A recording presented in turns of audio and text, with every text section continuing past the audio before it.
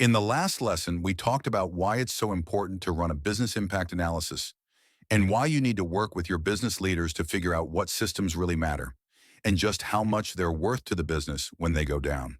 Today, we're going to build on that and talk about something you've probably heard before, RTO and RPO. Once you understand which systems matter, the next step is to set recovery targets. But here's where a lot of teams get stuck. Just throwing around acronyms like RTO and RPO doesn't actually mean your plan can meet them. You need more than just words on a slide. You need a real plan that's grounded in reality. So let's slow down and break this down the right way. Let me give you a quick example. We worked with an e-commerce company once. They had a goal to recover in 4 hours. Sounds pretty good, right? But when a real outage hit, it took 36 hours to get fully back online. So what went wrong? Well, a few things. They had backups, but didn't have a way to automatically restore their system configurations. They left out critical third-party applications from their recovery plan, and they never really mapped how all their systems depended on each other. The IT team thought 4 hours was realistic, but they had never actually tested it. Leadership was shocked, and honestly, so was the team. So let's define these terms in plain language. RTO stands for Recovery Time Objective. It's how fast you need to recover before the business starts to really feel the pain. RPO stands for Recovery Point Objective. That's how much data loss your business can handle before it becomes a problem. There's also something called Work Recovery Time, or WRT. That's the time it takes your team to actually get back to full speed once the systems are running again.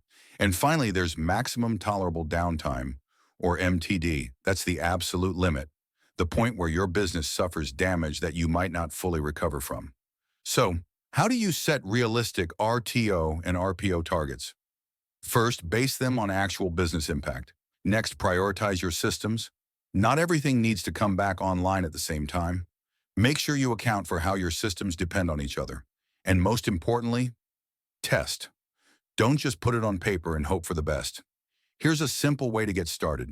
Create a table with 4 columns: system name, business impact, RTO, and RPO.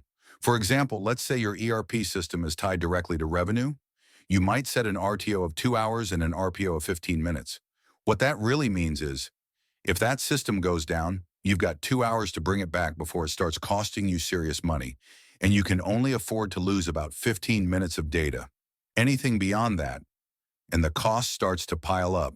And if you haven't planned or tested for it, the road to full recovery might be longer and more expensive than you ever expected. At the end of the day, disaster recovery isn't just an IT checklist. It's a business commitment. Your RTO and RPO aren't just technical goals. They're business promises.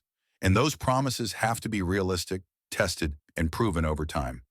Because when the clock starts ticking during an outage, no one's asking about acronyms. They're asking one thing: how fast can you get us back in business? In our next lesson, we'll talk about why a second sight isn't enough. If you found this series helpful, please subscribe, hit the bell, and leave a comment. Thanks for watching, and we look forward to seeing you next time.